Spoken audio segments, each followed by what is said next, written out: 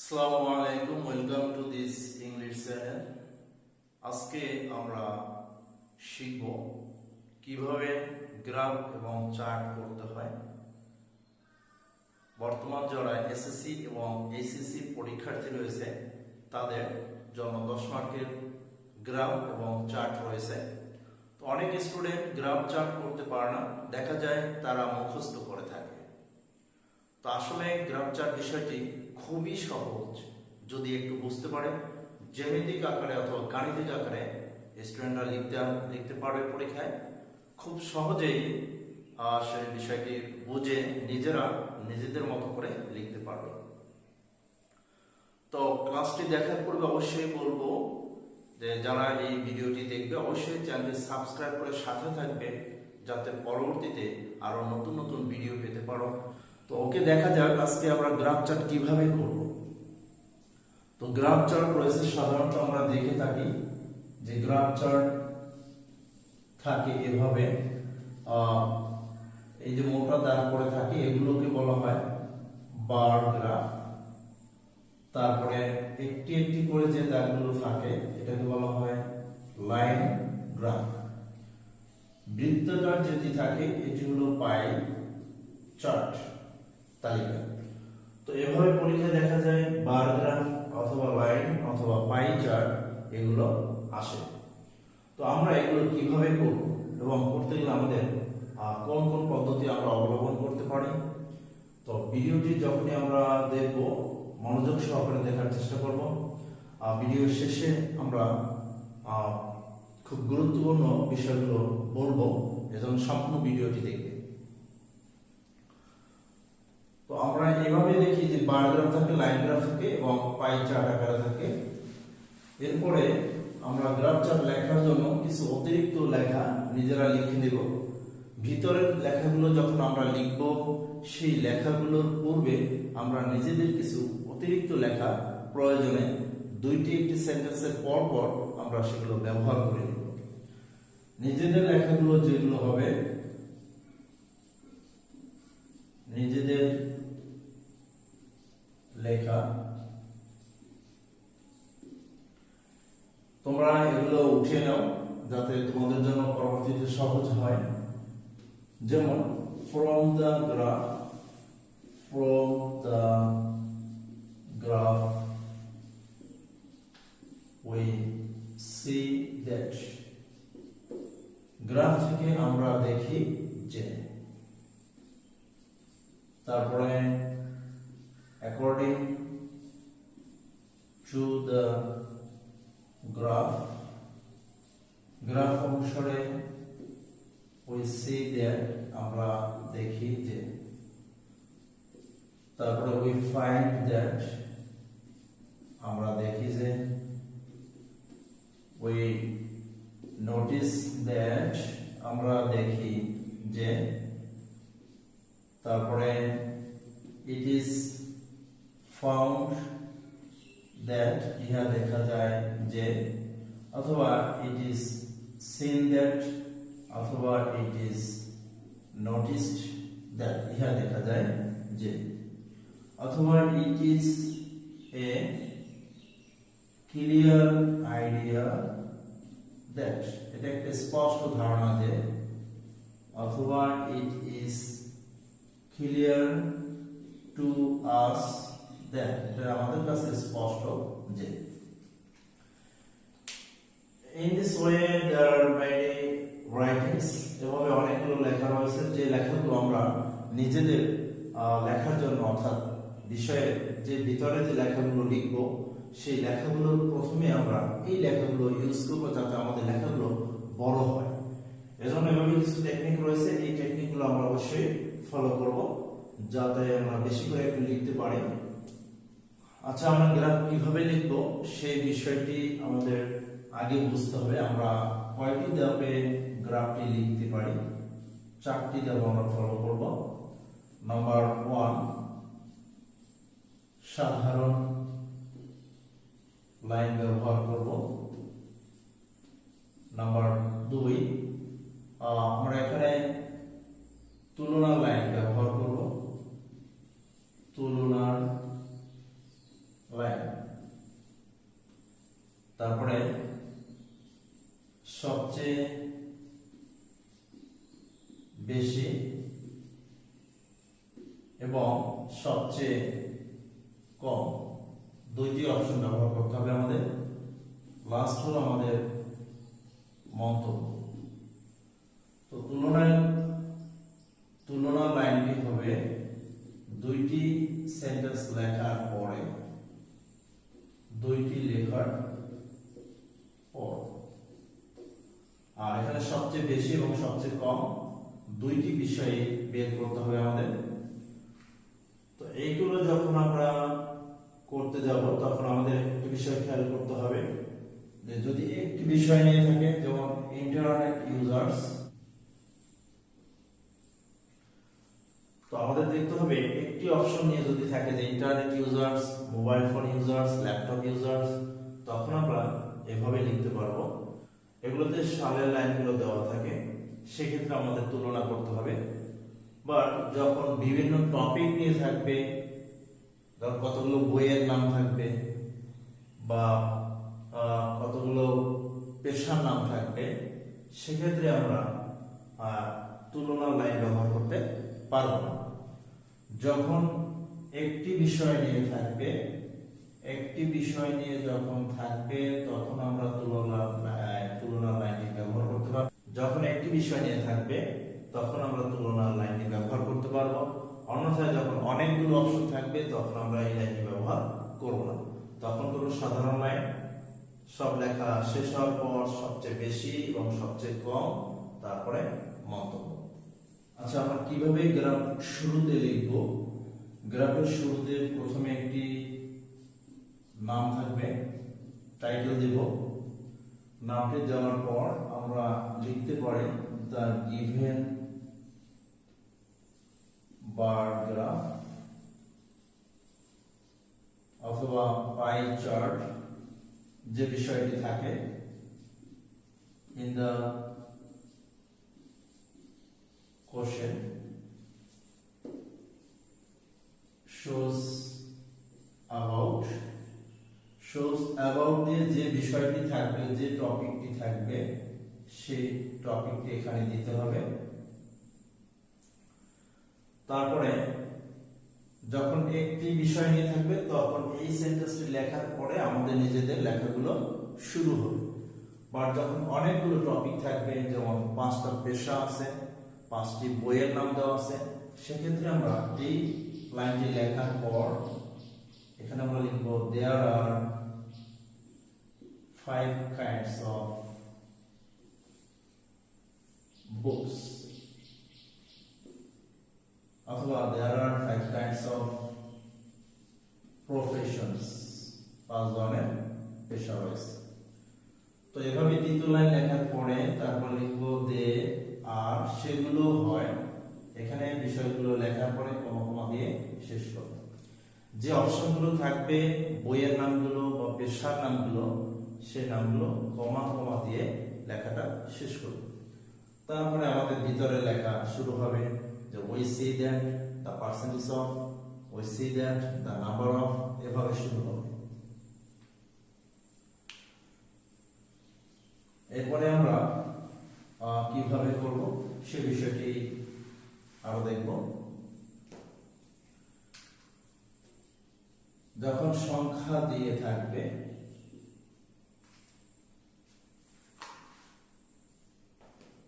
সংখ্যা বলতে lakh, million, billion, crore এগুলো থাকবে, নিজেরা লিখে নেন একটু।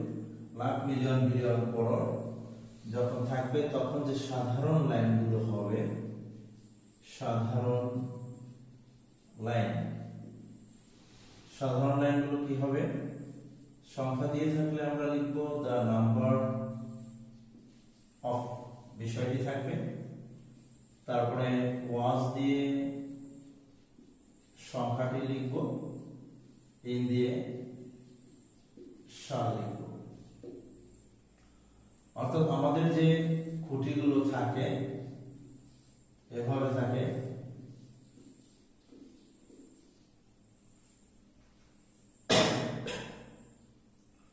তো সাধারণ লাইনগুলো আমরা দ্য নাম্বার অফ, এখানে উপরে যেহেতু সংখ্যা থাকে আর এখানে সাল দেয়া থাকে, তো দ্য সংখ্যা দিয়ে থাকলে দ্য নাম্বার অফ, এখানে ইন্টারনেট ইউজার্স में ইন্টারনেট ইউজার্স অথবা laptop users, computer users, students, the number of the students, স্টুডেন্টদের সংখ্যা, ওয়াজ দেব, উপরের সংখ্যাটি দেব, ইন দিয়ে সাল দেব।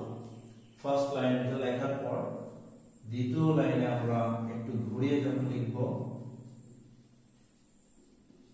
এই প্রথম খুঁটির কাজ শেষ, যখন আমরা দ্বিতীয়টি লিখব ইন দিয়ে সালটা আগে দিব, তারপরে ঠিক একইভাবে দ্য নাম্বার অফ বিষয়টি দিব, ওয়াজ দিয়ে সংখ্যা দিব। এভাবে আমরা দ্বিতীয় খুঁটিটি শেষ করব। তো দুইটি যখন লেখা হবে তখন আমাদের তুলনার লাইন লিখতে হবে। তুলনার লাইন, দুইটি লেখা হবে তুলনা করব, আবার দুইটি লেখা হবে তুলনা করব। যখন শেষে একটি বিষয় থাকবে, এই বিষয়টি এই সাধারণ সেন্টেন্স দিয়ে লিখে দিয়ে শেষ করব। এরপরে সবগুলো থেকে সবচেয়ে বেশি, সবগুলো থেকে সবচেয়ে কম, তারপরে মন্তব্য করব। তুলনার লাইন হবে দুইটি থেকে লেখার পর যখন বাড়বে, the number of, ওয়াজ দিয়ে সংখ্যা,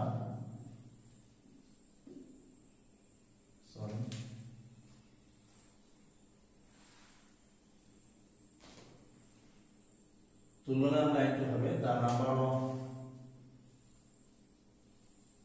increased in the সাল। যদি বৃদ্ধি পায় তাহলে the number of, এখানে বিষয়টি থাকবে ইন্টারনেট ইউজার্স, ল্যাপটপ ইউজার্স। যদি বৃদ্ধি পায় তাহলে increased in the সাল। যদি হ্রাস পায় অর্থাৎ কমে, যদি কমে তাহলে লিখব আমরা the number of decreased, বিষয়টি থাকার পর the number of the internet users decreased in the সাল। এখানে যে সালটি থাকবে দ্বিতীয় অপশনে সেই সালটি। যদি বৃদ্ধি পায় তাহলে এখানে বৃদ্ধির লাইনটার জন্য এই সালটি দেব, আবার যদি কমে তাহলে এই সালটি দেব এখানে।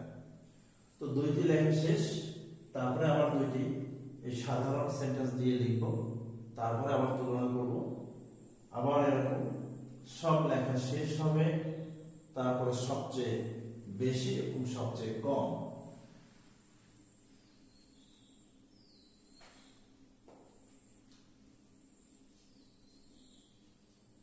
সবচেয়ে বেশি যখন হবে আমরা এখানে ইউজ করব the highest।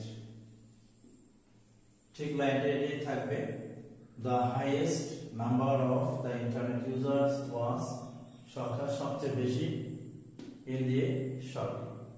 এবং সবচেয়ে যখন কম হবে এখানে আমরা ব্যবহার করব lowest, the lowest number of the internet users was দিয়ে সবচেয়ে কম যেটি, এবং in the সাল। সবগুলো লেখা শেষ হয়ে যাবে, শেষ হওয়ার পর আমরা মন্তব্য করব।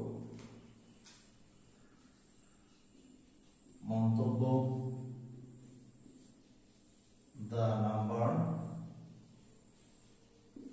of the internet users is increasing, অথবা কমলে decreasing day by day, অথবা year after year,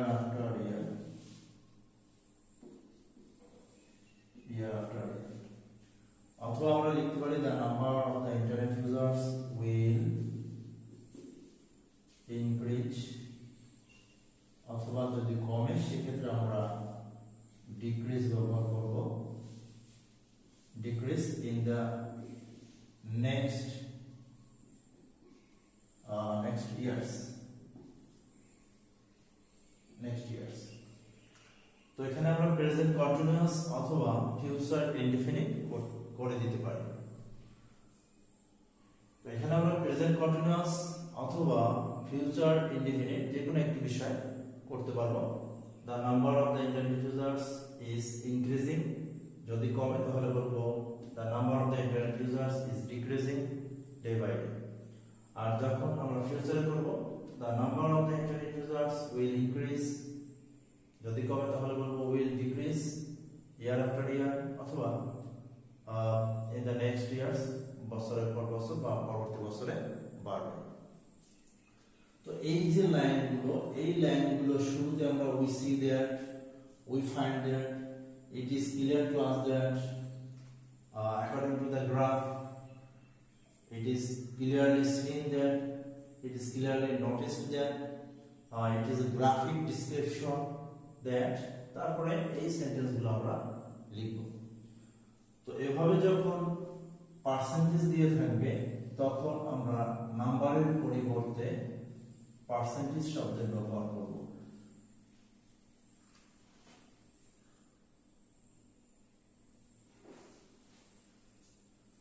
তো এভাবে যখন নাম্বারের পরিবর্তে পার্সেন্টেজ দেওয়া থাকবে তখন আমরা নাম্বার শব্দটি উঠিয়ে একইভাবে একই সিস্টেমে দ্য পার্সেন্টেজ অফ যে বিষয়টি থাকবে সেই বিষয়টি পার্সেন্টেজ। আর তখন শাল না থাকলে প্রেজেন্টে করব আমরা ইজ, ইজ দিয়ে ঠিক একইভাবে সংখ্যা আসবে পার্সেন্টেজ এভাবে। আর যদি শাল থাকে তাহলে দ্য পার্সেন্টেজ অফ যে পার্সেন্টেজ থাকবে ল্যাপটপ ইউজার্স, ইন্টারনেট ইউজার্স ওয়াজ, তখন ওয়াজ আসবে, শাল থাকলে ওয়াজ আসবে, তারপরে সংখ্যা পার্সেন্টেজ, তারপরে ইন দিয়ে যদি শাল দরকার হয় ইন দিয়ে শাল। যখন শাল থাকবে তখন ওয়াজ হবে, যখন শাল ছাড়া প্রফেশন থাকবে বা অনেকগুলো বইয়ের নাম থাকবে, স্টুডেন্টরা এই বইগুলো পছন্দ করে, এই বইটা পড়তে পছন্দ করে তখন, বা এই পেশাটা মানুষ পছন্দ করে তখন হবে ইজের ব্যবহার। The percentage of Nobel, poetry, তখন ইজ দিয়ে পার্সেন্টেজ। তো এভাবে যদি নাম পরিমাণ থাকে তাহলে দ্য অ্যামাউন্ট অফ, যদি তাপমাত্রা থাকে the temperature of Dhaka, the temperature of Chattogram. Was shall থাকলে ওয়াজ দিয়ে সংখ্যা দিয়ে এ দিয়ে শাল। তো এভাবে দুইটা দুইটা করে লিখবো, তুলনা করবো, আবার দুইটাই লিখবো, তুলনা করবো। বাট অন্যগুলো যখন থাকবে অনেকগুলো অপশন নিয়ে তখন আমরা তুলনাটা করব না। তো এভাবে যে কোনো মানে যে কোনো একটি গ্রাফ আমরা খুব সহজেই একই সিস্টেমে করতে পারবো। তো গ্রাফটি সেটা পাই চার্ট থাকুক, লাইন গ্রাফ থাকুক অথবা বার গ্রাফ থাকুক, যে গ্রাফটি থাকুক আমরা সহজেই যে কোনো গ্রাফ পরীক্ষায় লিখে দিয়ে আসতে পারবো এই জ্যামিতিক আকার খুব সুন্দর করে। যদি বিষয়টি অবশ্যই ভালো লাগে অবশ্যই চ্যানেলটি সাবস্ক্রাইব করবে, আবারও বলছি চ্যানেলটি সাবস্ক্রাইব করবে প্লিজ, অনুরোধ করিল আমার চ্যানেলটি সাবস্ক্রাইব করে সাথে থাকবে এবং আমাকে সাপোর্ট দিবে। Thank you all.